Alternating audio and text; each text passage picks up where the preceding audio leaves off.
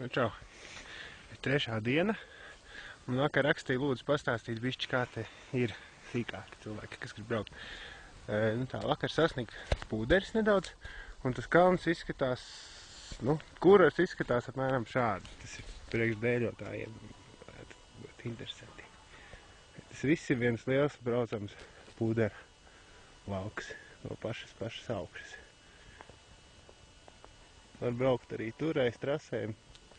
Trases te priekš slēpēm, tas viss pārējais ir brauc, kur gribi.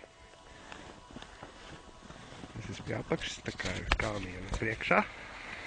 Šodien ir otrdiena, cilvēku ir maz.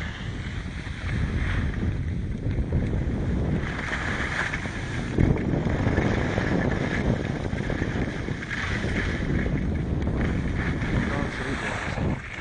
Vakar pasēdējām ar gruzīniem. Pasūdzējos, kāpēc nav nekādas vakar izklaides, tā ir garām palaida vismaz iespēja. Viņa pirmā reakcija bija: "Слушай, дорогой, у меня земля. Давай делаем бизнес." Redziet, šodien iesim pēc Romas ciemos. Потому что у него самое хорошее вино в Гудауре. Попробовать надо, дорогой. Tā.